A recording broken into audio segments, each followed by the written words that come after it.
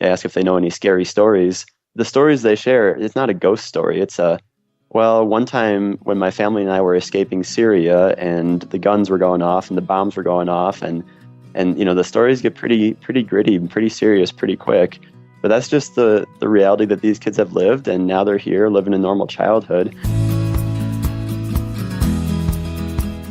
This is the Adventure Sports Podcast, where we talk to athletes, adventurers, and business owners from around the world of adventure sports. Whether you're climbing Mount Everest, starting a bike shop, or getting up off your couch to take your kids hiking for the first time, we want you to have the motivation and inspiration you need to chase that next adventure. The Adventure Sports Podcast is brought to you by Camp Crate, the leaders in fully planned self-guided backpacking adventures, as well as backpacking gear rental. You can check them out at campcrate.net.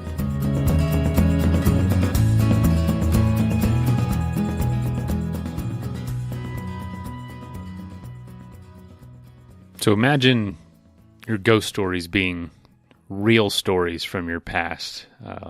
Like you heard Justin Wilson say in the beginning of this episode. And that's the reality that he faces being a scout leader of one of the only, if not the only, all-refugee Boy Scout troop in the country. They have a lot of unique challenges and a lot of unique opportunities that a lot of scouts never even dream of. And Justin is a great guy, volunteers his time to do this. And it's a Boy Scout group right here in Denver.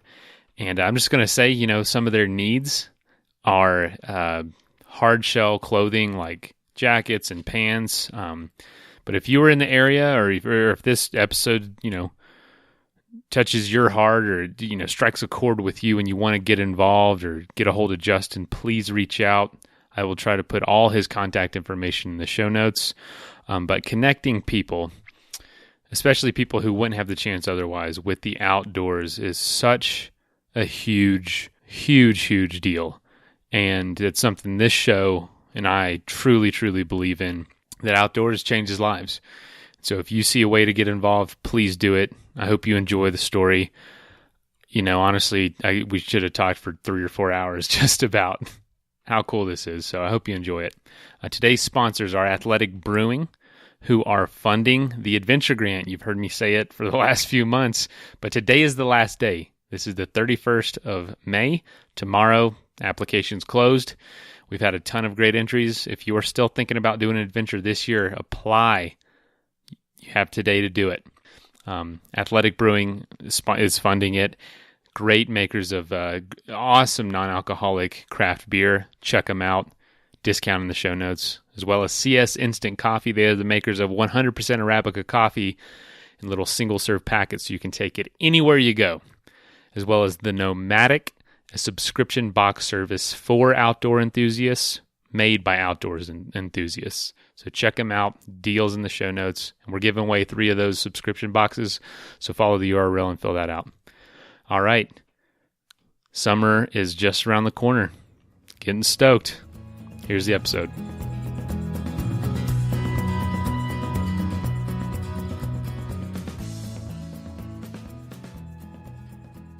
Hey folks, welcome to the show. Today we are talking to a Boy Scout leader of Troop 1532. They are an all-refugee Boy Scout troop based in Aurora, Colorado, which is a suburb of Denver. And this leader is Justin Wilson. Justin, welcome to the show. Hey, thanks for having me. Yeah, man. So, we were talking a little bit before, but you guys are an all-refugee Boy Scout troop. Now, how does that work, and how did that get started? Sure. So this is, as far as we know, one of the only, or maybe the only, all-refugee Boy Scout troop in the country. So it's pretty unique and something that's pretty fun to be a part of. It got started about 4.5 years ago by a guy named Dr. PJ Parmar. He was from the Chicago area originally. He was in Boy Scouts as a youth. But he's an immigrant from Canada, and his ethnic origins is Punjabi. And so he definitely knew what it felt like to be different than the other kids. And when he got older and established his own medical practice here in Aurora, where he serves refugees at his medical practice, he decided to build up a little community around that. He purchase a building where he leases out space to refugee-owned businesses. And then he wanted to start a Boy Scout troop so that refugees could experience the outdoors, could experience the American cultural aspect of Boy Scouts without having to feel like they're different, so that they felt like they had a place where everyone was like them and they could feel comfortable and safe. Wow. So tell us about the troop now. How many people are involved? How many boys? And yeah, how's it going? So the troop has grown a lot over the past 4.5 years. I know that nationally the Boy Scout membership keeps declining, but we have the opposite problem in our troop. There's so many kids that want to be a part of it. Sometimes we struggle to have enough adults to serve them. So I'd say when PJ got started, it was probably about maybe 8 or 10 scouts and himself and a couple other leaders that were helping out kind of part-time. Now we're at a point where we have probably 35 scouts on our roster. On any given camp out, we could have anywhere from 20 to 30 scouts show up. We've got myself as scoutmaster, and then about 3 or 4 other really highly dedicated assistant scoutmasters who are almost always there. So we're getting to have a really consistent group. We've been able to do a lot of cool things out here in Colorado. The biggest group we ever had was last fall. We did a trip to Moab for a weekend, and we ended up bringing 62 youth that weekend. It was quite the trip. Dang, man, that is awesome. And so, when the students go, the parents can go too, or how's that work? Because I was never in Boy Scouts. I went to one introductory meeting because they were giving away free baseball cards, and then I never continued after that. So, well, that's too bad. But yeah, so parents are certainly welcome to come. We don't currently have any parents that participate. Most of our scouts' parents do not speak English, so that makes it a little bit of a challenge. However, they'd certainly still be welcome if they wanted to come. What we generally run into, though, is a lot of these families have a lot of kids, and so parents are working maybe 2 jobs, trying to make ends meet, and also taking care of babies at home. And so oftentimes the parents just don't have the time to be able to go out and do camping. Also, the type of camping that we do here in the U.S., it's a little bit foreign to a lot of these parents who came from refugee camps, thinking, why on earth would you want to go back to a situation where you're sleeping on the ground? And so it's something new that we're introducing to these young men and actually young women as well. So we have volunteer leaders who go out, who don't have kids of their own, who take all these scouts out. But we're always open to new volunteers and new parents if they'd like to come. That is so cool. So what about, and now is there anything about Denver specifically that's had you focus on all refugee aspect? I mean, I hear Denver is kind of a hub for refugees. Is that true? What do you know about that? Because I'm not familiar. Well, I know that we've got a good refugee population here. I don't know actually how that compares to other big cities across the United States, but we definitely have a sizable refugee population, especially in Aurora. We have refugees from Nepal, from Somalia, Rwanda, Congo, Burma, Iraq, Afghanistan, Syria, you name it. We've got refugees from pretty much almost any place in the world here. And so, yeah, there's a great community of kids who are desperately looking for services. And in kind of the inner city Aurora, there's not quite as much for kids to do. And so we like to provide that additional opportunity for them. What kind of unique challenges do you face with all refugee kids? Yeah, so we definitely have some challenges, both internal and external. I'd say internally, some of the challenges that we face are, as we talked about, the lack of parents having the availability to get involved. So we need to look, completely outside these kids' families for our adult volunteers, which is the opposite of how most scout troops work. There's, of course, language barriers at times. With the scouts, that's not too much of a problem. If we have a scout who doesn't speak English or doesn't speak it very well, generally speaking, he'll have a friend who can translate for him. There's challenges in communicating with the parents, but again, we rely on the scouts to kind of be the interpreters there. And in terms of getting the scouts out there, getting them organized, getting them to show up for campouts, there's no one at home pushing them out the door saying, hey, remember, it's camping time.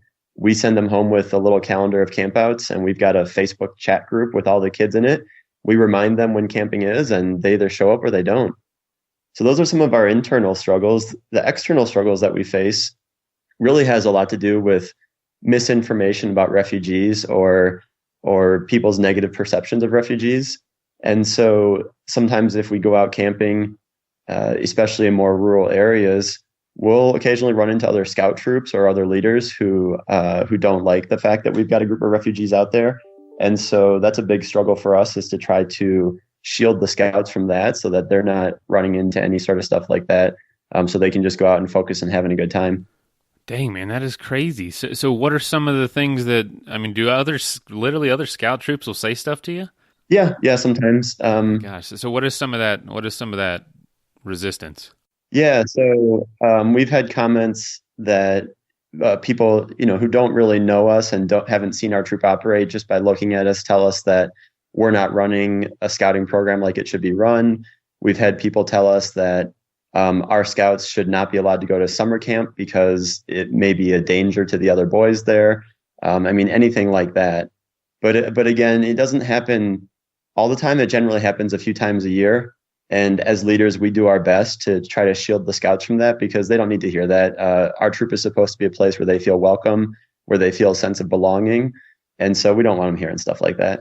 Yeah. Now, how do you, because it's, if it's an all refugee group, is there any pressure to include other people or to include non-refugee students or scouts to kind of help diversify? I mean, I know that's kind of funny to say, but Sure. Yeah. And we actually are certainly open to non-refugees, but the caveat is, if a non-refugee wants to participate, then that scout's family needs to participate as well.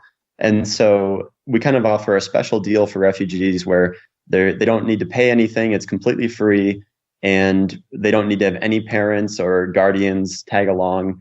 If another boy comes along who, let's say is American or something like that, non-refugee status, even an immigrant who's not refugee, maybe from Central America or something, if they want to participate, then the opportunity still exists.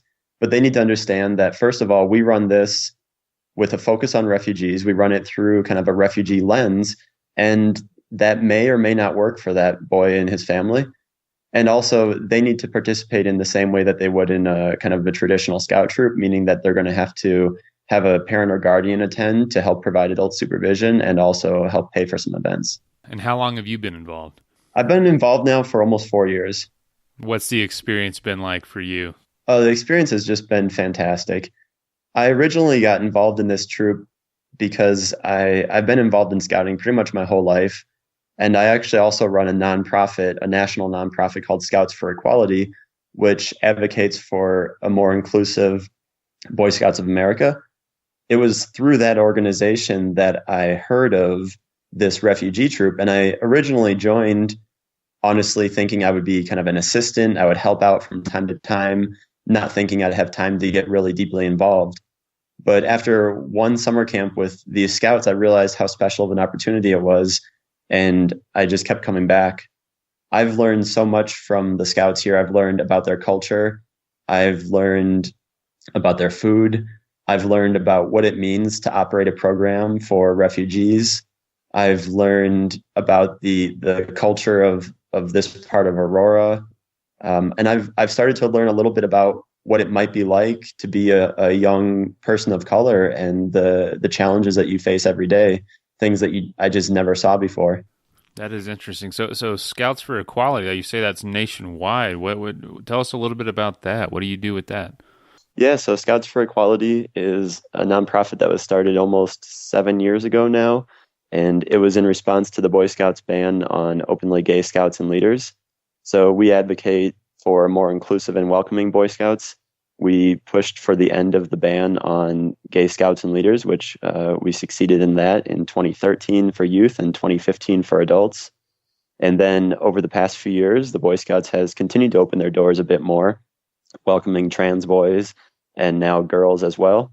One issue that we're still pushing for is that the Boy Scouts still ban atheists. And we believe that any kid should have the chance to go camping and learn about the outdoors, regardless of his or her faith background or belief. So we'd like to see that ban eliminated, and then just work on making the Boy Scouts the most welcoming place it can be for all families. The Boy Scouts bans atheists? It does. It's not something that a lot of people know about. Well, I mean, how many kids are atheists? Like have such a strong stance of it. Right. Yeah, it's hard to say. We know now that based on recent data, it looks like up to 20% of our population is probably kind of the religious none. Now, whether or not they identify as atheist or just kind of don't care, I don't know. But it's something that the Boy Scouts is going to have to deal with eventually. It also creates challenges for them in operating in public spaces where they're not allowed to partner with public schools because they discriminate against atheists, and that's not okay from a public school perspective. Oh man, it's I agree with you. I don't think the outdoors. I don't care who you are, what you're going through, what your beliefs are, what what do you identify as. Time spent in the outdoors and skills learned in the outdoors are going to improve the life of anyone, anywhere, from any background. And the more people that get out there, I think just the better our society is.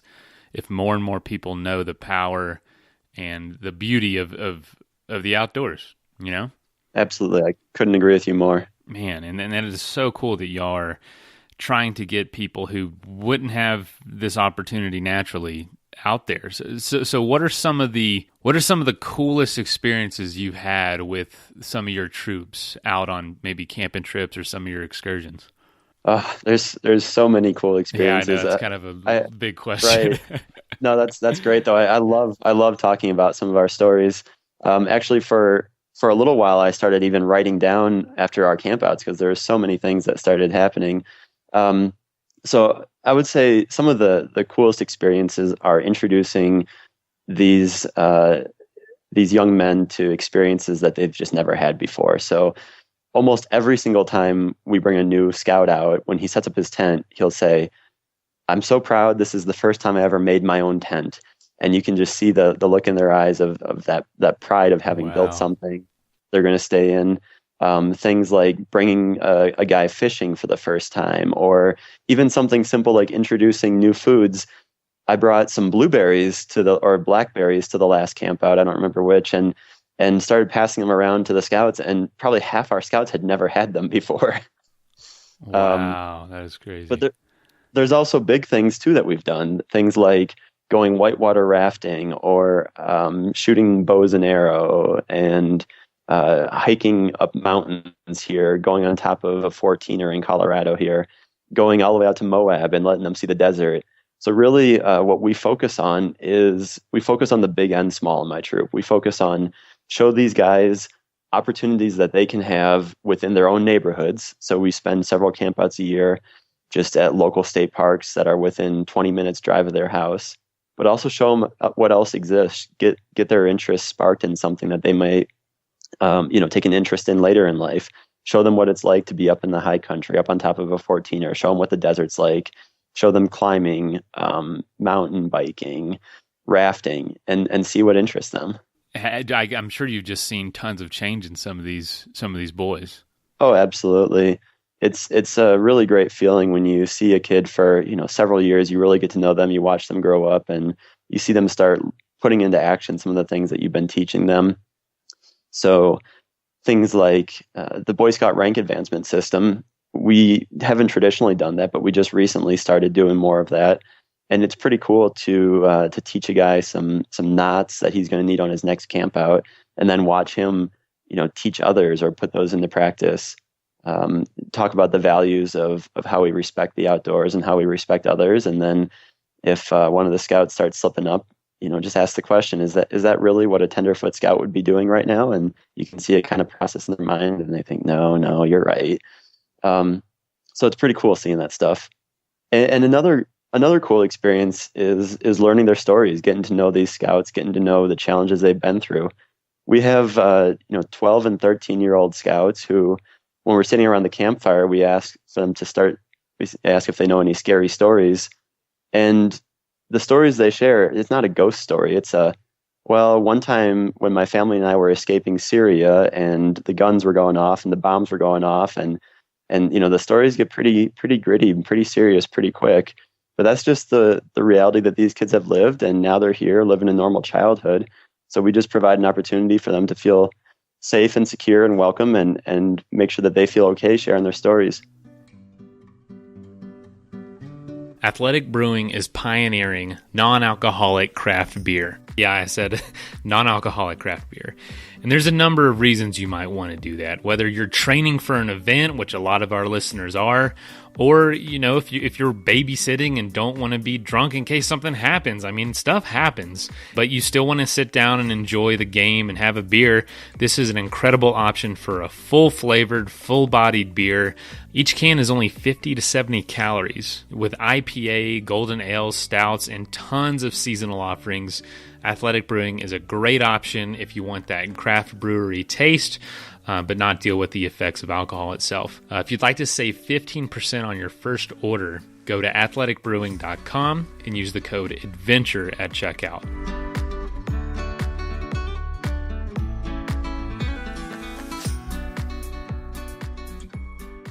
Yeah, I used to tell ghost stories around campfires. I can't imagine those ghost stories being literally stories from my childhood, or Right. even just a few years ago, and how much scarier it is to for all that to actually be real rather than Right. some story I just make up and freak myself out with.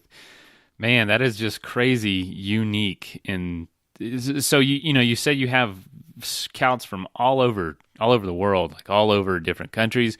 How do you guys mix all those cultures together? Is that tough, or is everyone pretty understanding of one another? It can be challenging at times, of course. There'll be disagreements. There'll be fights, stuff like that between kids, just like all kids. We really try to stress some of our core values on every camp out. So things like we respect each other and so on. That we strive to meet new friends and learn about other cultures. Generally speaking, the scouts tend to kind of hang out in their own group of their own ethnic group. And so we have a Nepali patrol, we have a Syrian patrol, we have an African patrol. But they're certainly encouraged to mix and to get to know each other, and they do that. They play soccer together, they learn scout stuff together, they go on hikes together. The food is always a challenge, but we've found we've kind of found a menu that works for everyone. It seems that chicken is kind of the one meat that doesn't seem to have any sort of restrictions. If you go across Hinduism and Christianity and Islam and so on, we found what works for us for food. But I would say one of the things we also stress to the scouts is reminding them that this is supposed to be a safe place for everyone. It's supposed to be a place where they feel comfortable. We like to remind ourselves as adults that these guys have already been kicked out of their own country. They've already felt the sting of eviction on a grand level. And so we really stress to them that even though they're all different, they're all the same, and that they've come here seeking a better life and a safe life, and that they should respect each other and just acknowledge that they're all striving for the same thing. That is, wow, what cool work. That is so neat. And yeah, I don't think anybody in their right mind can argue with chicken. Chicken is, I eat chicken that's about the meat I buy the most of, and I can cook it about 1,000 different ways. And yeah, anywhere I've ever traveled around the world, chicken was there. So that's right. That's So right. funny. Sometimes we even dump about half a bottle of oil in a pan and then throw in the chicken. We're making the KFC, and they like that too. Man, that is so unique, like in the sense of what a crazy challenge, because I never would have thought about food being, that's definitely a challenge, man. That's I'm sure you've had to learn a lot, and a very specialized set of skills that you've had to learn compared to a lot of other Boy Scout leaders. So you say there's some other troops that are all refugee troops. Are you in contact with them? Are you aware of them? Do you guys work together at all, or is it kind of hard to connect? It's a little tough to connect because there's so few. I heard of one in Utah that was run by Church of Jesus Christ of Latter-day Saints. However, the LDS Church is ending their partnership with the Boy Scouts this year, so I don't think that troop's going to be around anymore. Oh, dang! Why is that? They said that they just chose to develop their own youth program, and they're going their own way. So it did kind of conspicuously come right as the Boy Scouts made all these changes to allow girls and LGBTQ and so on. But We don't know for sure if it was related to that. And there's one other refugee troop that we've been in touch with in Ohio, and I don't really know the full extent of how they operate, but I have been in touch. But when it's a troop that's a couple thousand miles away, you start to realize, well, it's kind of difficult to stay in touch, and what things are so different from one state to another in terms of how you operate that it's hard to even I guess look at each other for lessons learned. Right. Yeah. Yeah. So what are some of your hopes with your troop in the next few years or in the future? Like, what are some of your goals with programming or numbers or whatever?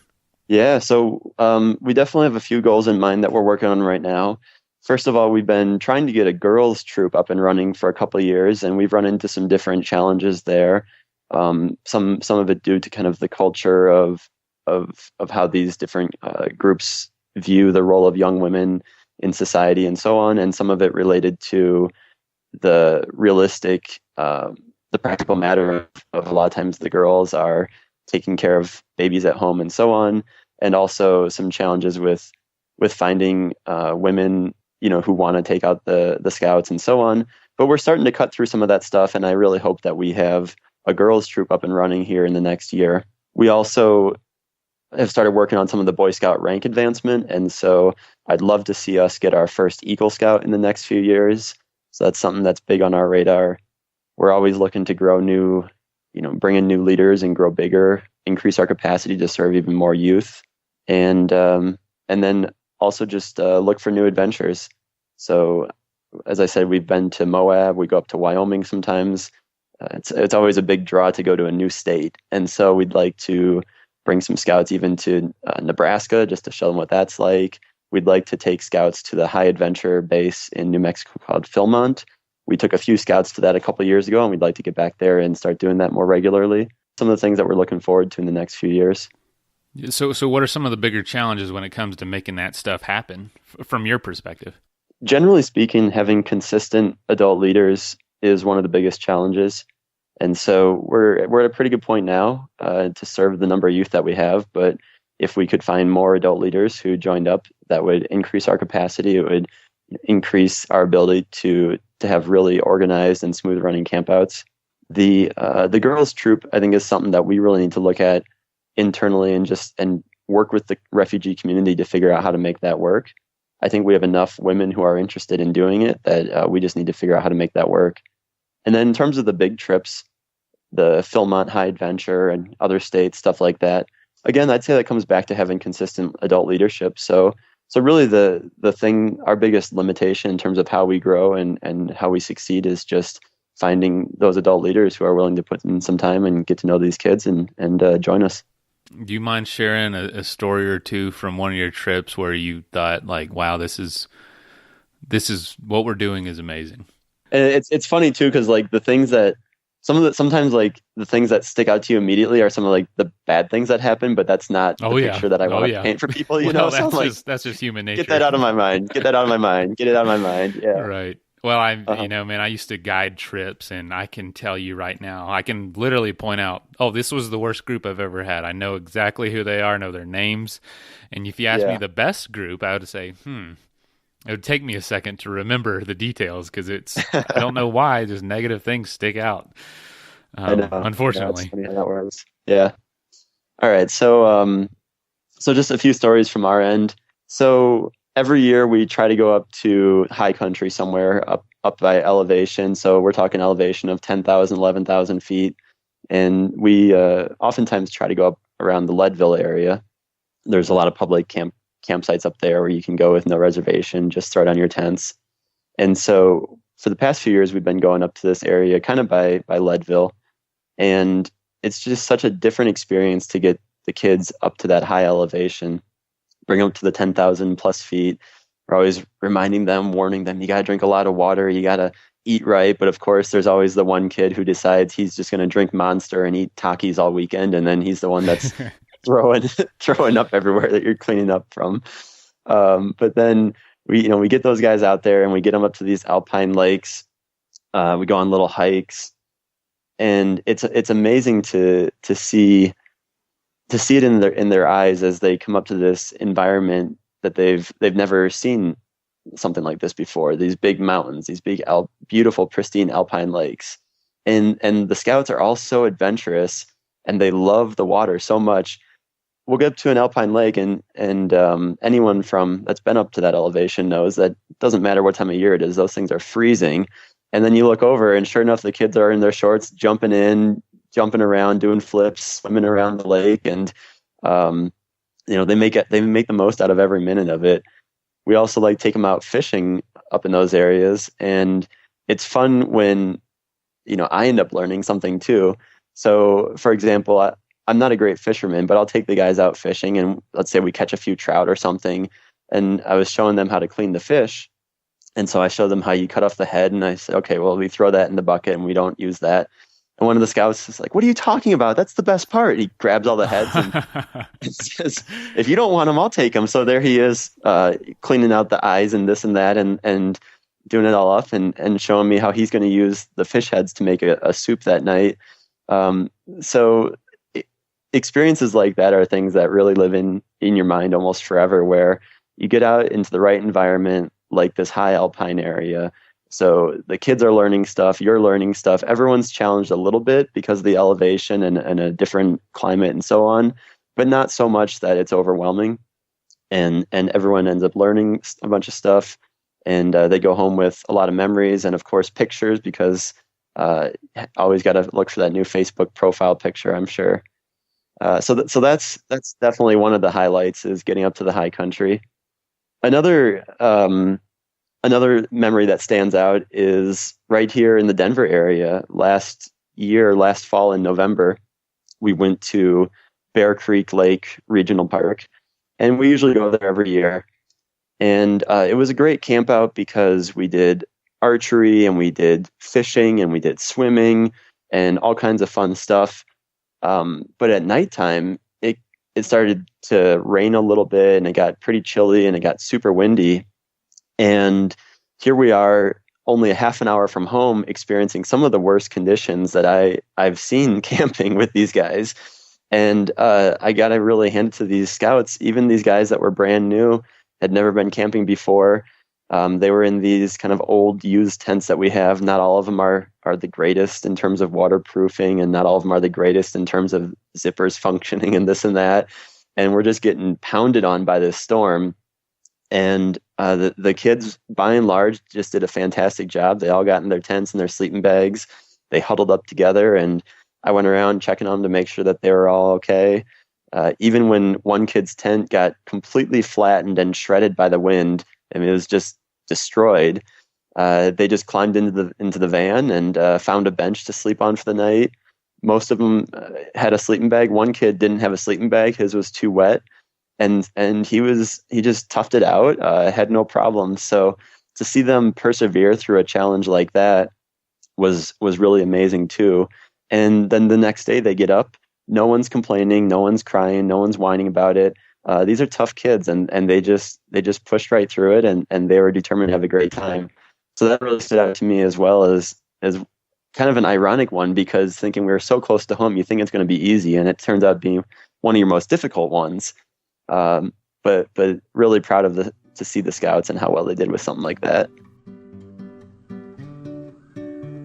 I want to take a second to tell you about the Nomadic. It's a subscription box curated for outdoor enthusiasts by outdoor enthusiasts. So each month you get a hand-picked selection of the latest and greatest outdoor gear that's been trip tested and approved by the Nomadic product team, which is made up of guides, athletes, and bona fide adventurers. They partner with brands like Mountainsmith, Gearaid, Sea-Line, Mizzou, Empowered, RX Bar, and a lot more. This month's theme is Relax to the Max. So one item inside is an exclusive hammock by Lawson Hammocks, an award-winning hammock maker who's been voted #1 by Backpacker and Outside Magazine. So order by May 14th to get this box. So get quality gear by brands you trust delivered right to your doorstep monthly. Learn more at thenomadic.com/ASP.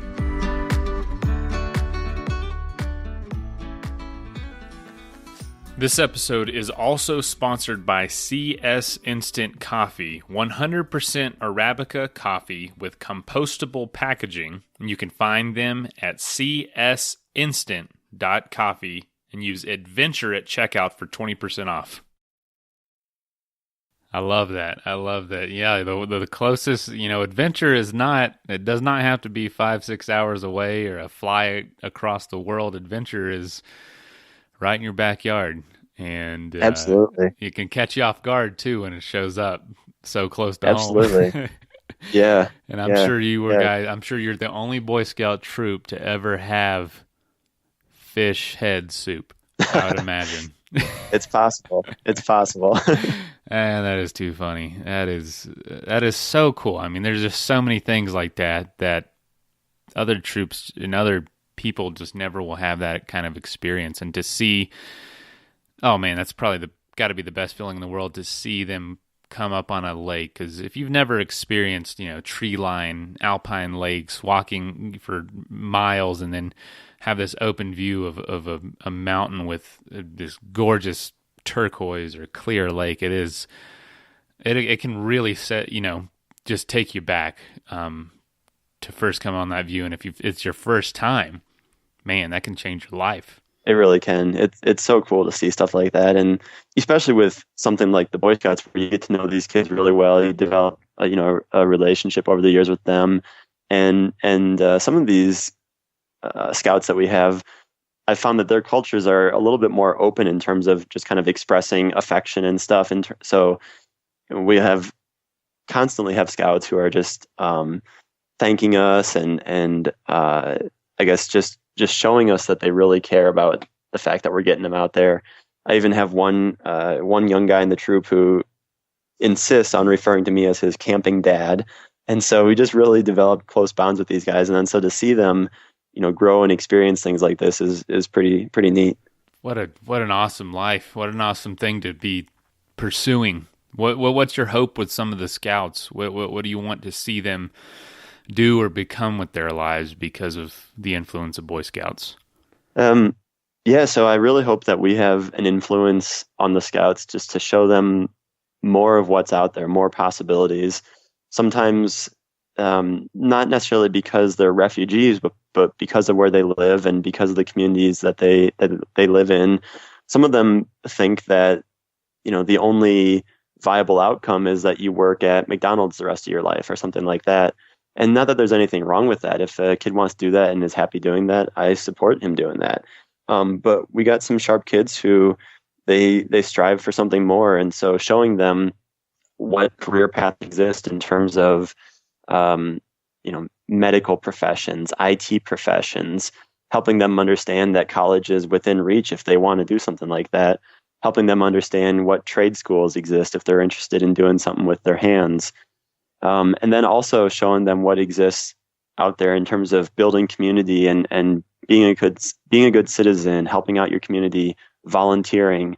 I think it'd probably mean the most to me more than anything is if any of these guys grew up and then became scout leaders of their own or volunteered in their community in some way to give back. So those are the types of things that we're trying to show them. Just show them that there are options out there for their lives. And it's really just a matter of what they want to go out and achieve. So if someone wants to get involved, do they have to have Boy Scout experience, or can they just get a hold of you and start working on it? No, actually, a lot of our adult leaders do not have background in the Boy Scouts. And so what we look for in leaders is if they have scouting background, that's great. If they don't, that's okay too. Ideally, they have some sort of outdoors experience. People need to know that it's a very kind of physically intense experience working with our scouts. You got to be out there hiking and running around and putting out fires and this and that. And it takes someone who's willing to be active, who's willing to be out in the outdoors, who's willing to put in a lot of dedication, a lot of effort, and who is interested in learning about different cultures and learning from these scouts. But if anyone in the greater Denver, Aurora area is listening and feels like they might be interested, please just reach out to us. We're easy to find, Troop 1532 on Facebook, or you can probably Google Mango House. That's where we meet, and we'd love to have more people join up. If you're out there listening, I know a lot of listeners are right here in Colorado, and a lot of them right here in Denver or the greater Denver area, and hey, if you got a love for the outdoors, man, you got to share it. You got to there's no use of keeping it all to yourself. Get out there, show people this love, this passion you have, and man, you're going to think it's so much more rewarding helping other people experience it versus just experiencing it yourself alone all the time. That was a big, when I first started showing people like guiding trips and helping people get out there for the first time, even though we weren't doing the most intense things or the most adventurous climbs or anything, it was so much more rewarding. Oh yeah. Seeing that look on people's face of seeing their first alpine lake or their first hike or their first big mountains or whatever, catching their first fish, it's setting up their first tent or campfire. I mean, it's amazing. Absolutely amazing. What are some of the challenges? What are some of the things y'all are in need of besides adult leaders?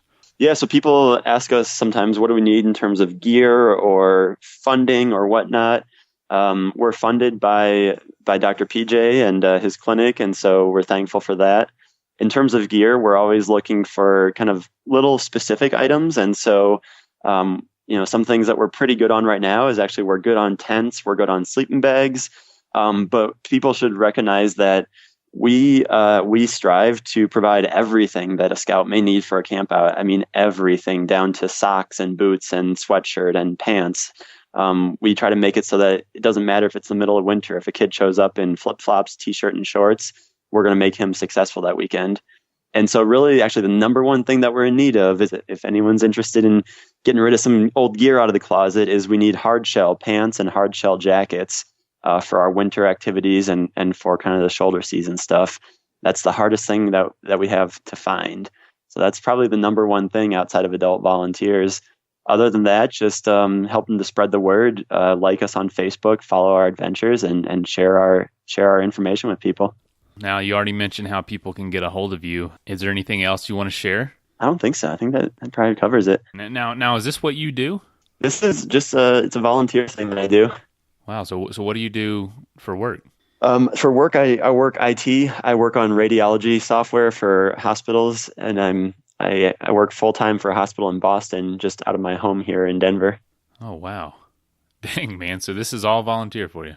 Oh yeah, all volunteer, and the Scouts for Equality stuff, all volunteer too.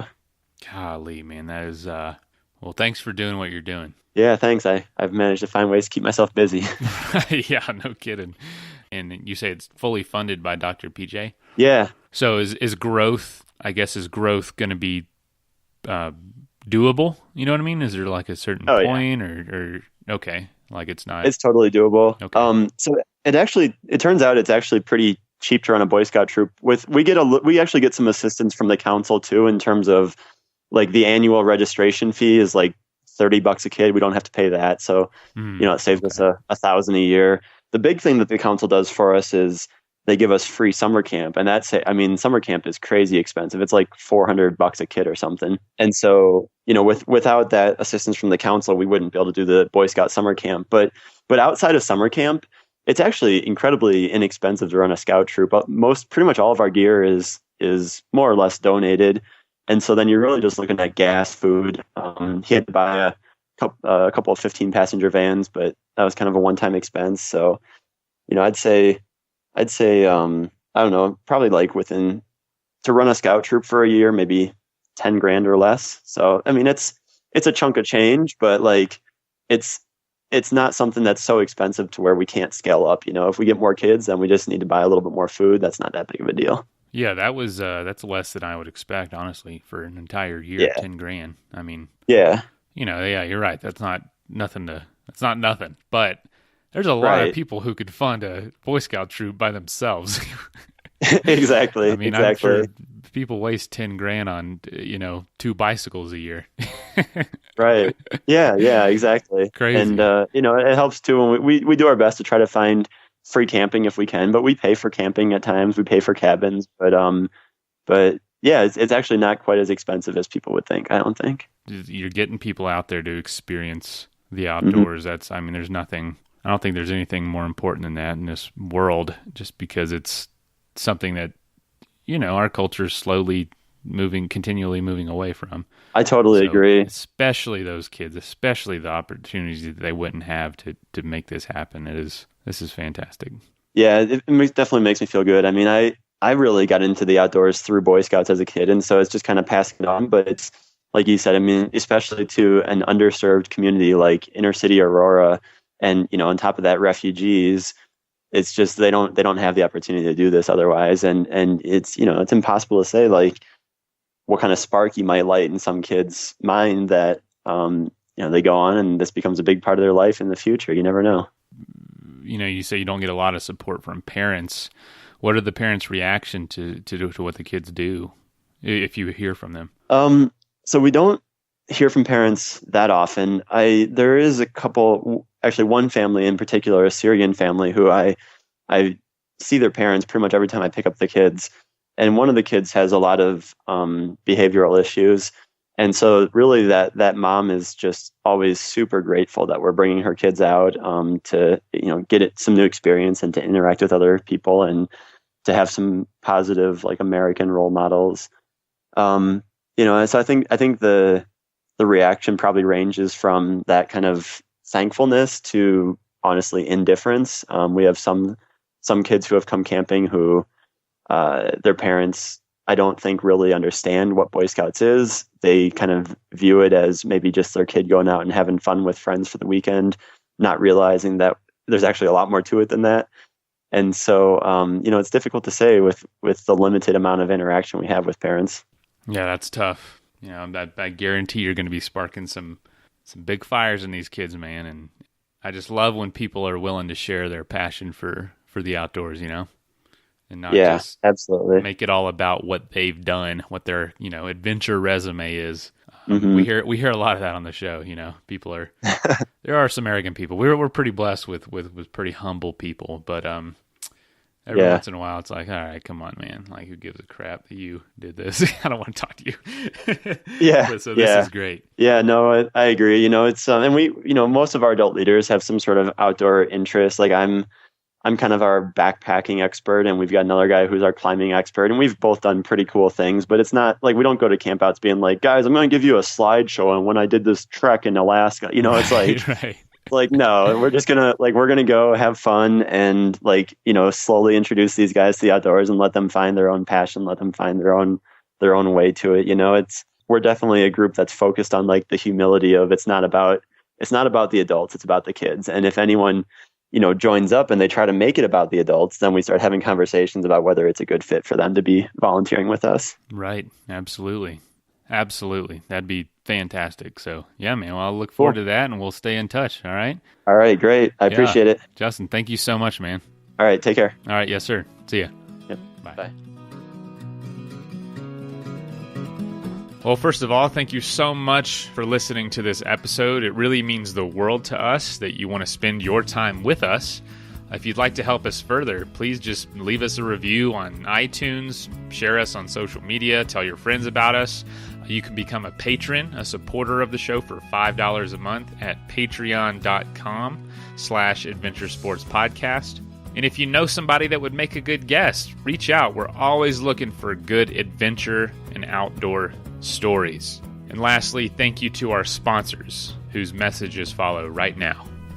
Athletic Brewing makes the best non-alcoholic craft beer. Go to their website at athleticbrewing.com and use the code in our show notes to save 15% on your first order. The Nomadic, the first outdoor subscription box that helps you go on more adventures with the latest gear by delivering themed monthly boxes with innovative products and an outdoor challenge to match. Learn more at thenomadic.com/Adventure Sports Podcast. After all this adventure talk, if you're needing some gear yourself, but you need some advice before buying, go to backpacktribe.com, where you can ask questions to the owners who have experience with all the gear, as well as all of it for sale right there on their website.